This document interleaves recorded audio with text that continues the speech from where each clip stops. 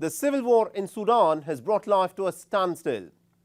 While the focus of the global media has been on diplomats and foreign nationals who got caught in the violence that suddenly exploded in this head-butting contest between the two military generals, few have focused their attention on the common people of Sudan. Remember, civil wars, ethnic conflicts and social strife is not new to the people of Sudan. But even then, this is a conflict like no other that has gripped Sudan in the last few decades. Be it the ethnic violence of Darfur or the Blue Nile and the Southern Kardofan crisis. It was the Sudanese government that was fighting against an armed militia or a rebel group. But the RSF is not a rebel group, but rather a paramilitary force that was created by the government. So how has this impacted the lives of the common people of Sudan? Our next report gives you the details. Fighting between the Sudanese army and the powerful paramilitary group called the Rapid Support Forces, or the RSF, continued for a second week. Multiple truce efforts since the fighting broke out on the 15th of April have failed. Over 500 people have been killed so far and more than 4,000 wounded in the fighting,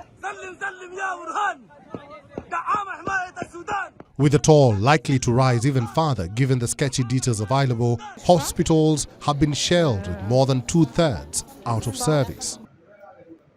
In the final hours of the three-day ceasefire that was repeatedly broken, the army and the RSF agreed to a 72-hour extension following pressure from the Saudi Arabian government and the United States. First, we are very actively working to extend the ceasefire. We've had a 72-hour ceasefire, which, like most ceasefires, is imperfect, but nonetheless has reduced violence, and that's obviously created somewhat better conditions for people in Sudan. It's also enabled some humanitarian assistance to continue to move around. But we want to make sure that, if possible, this is extended. We're very actively engaged on that.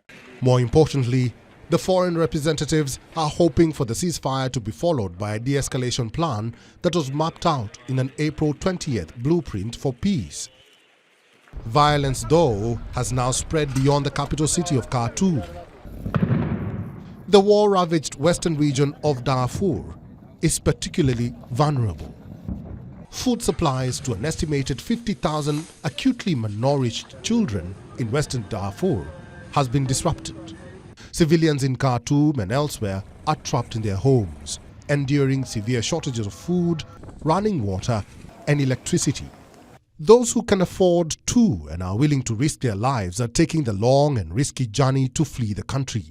Desperate, homeless and fleeing to save their lives, they do have a question for the warring generals responsible for the chaos. I asked Burhan and Hemeti that today they end the war because the Sudanese people are suffering and they don't deserve this. And I ask you to sit on a negotiation table and to resolve your issues because this is your own conflict, not that of the Sudanese people. God will judge you in this life and the next. The United Nations has cautioned that if the fighting continues, as many as 270,000 people could flee Sudan. Since fighting erupted, 14,000 Sudanese refugees have crossed the border into Egypt, besides 2,000 people from 50 other countries. At least 20,000 people have escaped into Chad, 4,000 into South Sudan, 3,500 into Ethiopia, and 3,000 into the Central African Republic. In a war where both the warring factions have utterly disregarded the laws and norms of war, the future looks rather bleak.